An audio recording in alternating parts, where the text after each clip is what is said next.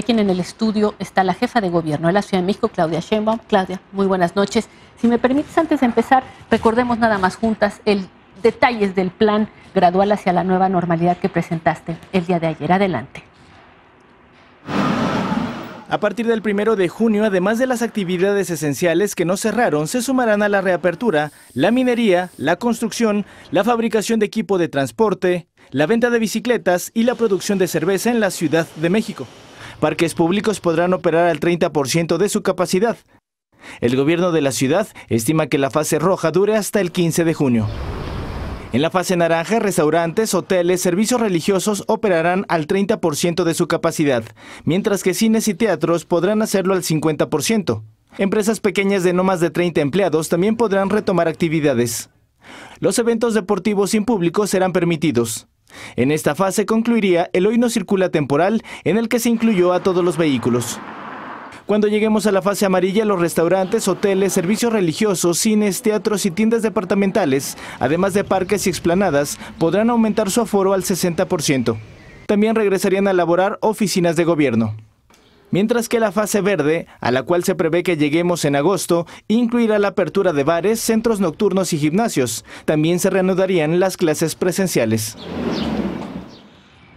Bueno, de entrada, Claudia, siguen aumentando las cifras. Sí.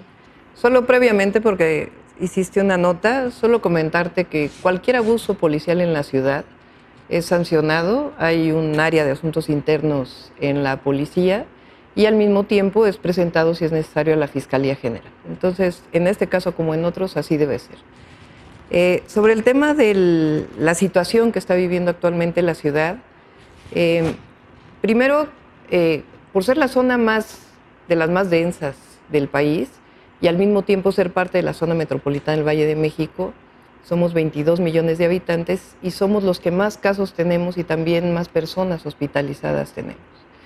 Y el número de personas que se hospitaliza cada día o el número de camas que se ocupan ha ido incrementando y aún no entramos a un proceso en donde vaya disminuyendo.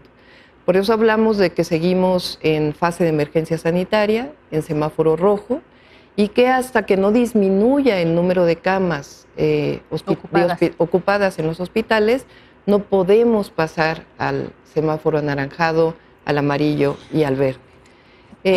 Hay una desesperación que creo que es comprensible y yo supongo que hay un agotamiento de ustedes y de la población. Todos estamos en esta situación y una cosa es saber que los casos iban a ir aumentando y la otra muy distinta es irlo viendo día con día.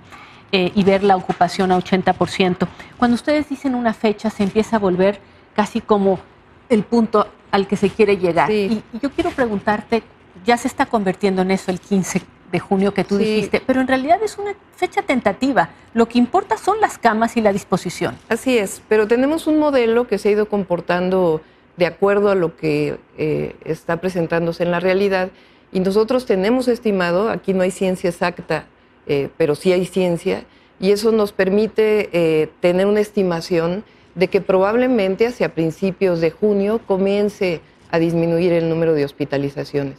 Y por eso todos los días damos información e informamos a la población. Este tema difícil de esta pandemia mundial en donde tenemos que poner en balance, por un lado, el quedarnos en casa, porque es la única manera hasta ahora de poder controlar la pandemia, de poder controlar los contagios y al mismo tiempo la situación económica de las familias y el bienestar en general de las familias.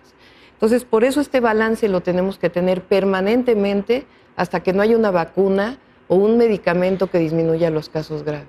¿Cuál es la dimensión de la tragedia que estamos viviendo? Es difícil decirlo hoy porque efectivamente, lo has dicho, las muertes que dan a conocer son las muertes en donde la persona dio positivo a la prueba de COVID.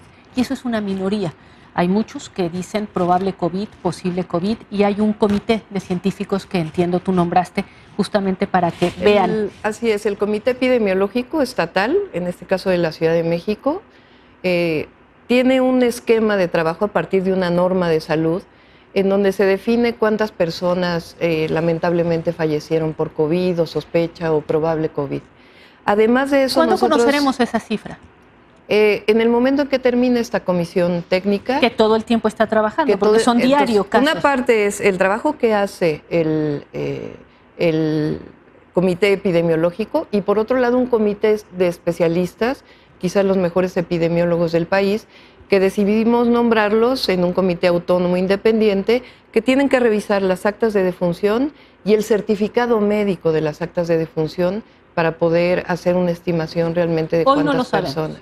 Lo que tenemos es, hoy no sabemos Hoy sabemos cuántas personas fallecieron por COVID, que está comprobado, y un número adicional de personas. Pero para poder decir en esta pandemia cuántas personas lamentablemente fallecieron, pues hay que ser también responsables en toda la información que damos. Es un regreso frágil, Claudia, a la nueva normalidad. Lo estamos viendo en otros países que van antes que nosotros. Regresan, hay casos de contagio, vuelven a cerrar, abren, en fin. Muchos están diciendo la única manera de hacerlo es con pruebas, haciendo más pruebas. ¿Cuál es la posición del gobierno de la Ciudad de México sobre este tema? En el momento que se vaya abriendo las actividades tiene que haber más pruebas. ¿Por qué? Y evidentemente hay que ver qué pruebas, cómo se hacen y todo tiene que estar respaldado por un comité científico. ¿De Claudia Sheinbaum a eso? No, y voy a decir por qué. ¿Cuáles, digamos, los dos elementos que tú tienes para poder controlar la epidemia? Por un lado, o que todos nos quedemos en casa, nos aislemos de tal manera que no haya contagios o haya el mínimo de contagios, o por otro lado, identificar las personas que son positivas y esas personas que sean las que se vayan a su casa, de tal manera que no contagien a otros. Eso requiere pruebas. Eso requiere más pruebas, pero también el número de pruebas, el recurso que esto significa, pues hay siempre que evaluarlo. Y también hay mucha venta de pruebas que no sirven, la verdad. Entonces tiene que ser todo analizado por comités científicos, de tal manera que podamos saber dónde realizar pruebas, cómo realizarlas y cómo nos puede ayudar esto a evitar contagios. Y al final, el tema central es que no sobrepasemos la capacidad hospitalaria y al mismo tiempo disminuir el número de decesos. Se trata de sobrevivir como ciudad y como país a esto, por supuesto, pero también no solo de sobrevivirlo. En el texto del regreso a la nueva normalidad hay una visión de que puede ser una ciudad distinta, de que esto nos tiene que servir, que hemos sentido que hay cosas que se pueden hacer de otra manera. Propones algunas, como es el hecho de que se mantenga el teletrabajo, que no todo vayamos de manera presencial, casi como si hubiera una posibilidad de cambiar la cultura de estar presentes para todo y hacerlo de otra forma, incluso imaginar una ciudad sin tanto tráfico, sin tanta contaminación. ¿Están trabajando en eso, Claudia? Sí, esa es la idea y además tenemos que aprender todos, no solo es el gobierno, también es la ciudadanía. Esta situación de crisis que estamos viviendo, porque es una crisis sanitaria que también delicada, tiene impactos económicos y en la vida de las familias y el bienestar de las familias, pues tenemos que sacar algunas cosas buenas de esta crisis. Y una parte que nosotros proponemos es esta reflexión de nuestra vida cotidiana y de cómo tenemos la relación con la naturaleza, la relación en el espacio público, la relación pues del entorno urbano. Entonces, muchas cosas que hacemos ahora, te pongo mi ejemplo como jefa de gobierno, yo previo a esta pandemia pues tenía muchas reuniones con mucha gente. Eso hace que haya gente que se tenga que trasladar, eso implica mayor tráfico. Y si podemos cambiar para que desde las oficinas podamos seguirnos comunicándonos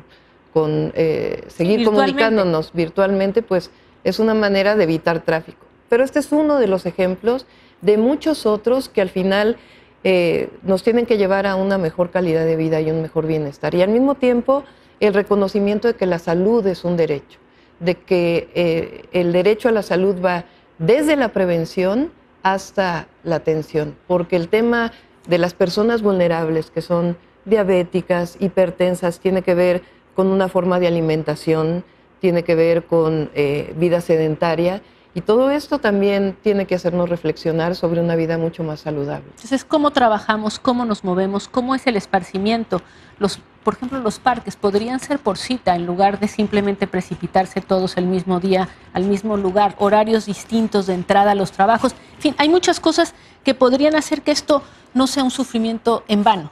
Así es. Y no solamente durante la época de la pandemia, sino hacia futuro, claro, el futuro de la ciudad. Y en este momento aprender que finalmente pues hay que convivir con este virus que ha provocado tantos problemas mientras no tengamos una manera de atacarlo. Muy bien, te agradezco mucho. Gracias. Claudia Sheinbaum, la jefa de gobierno de la Ciudad de México.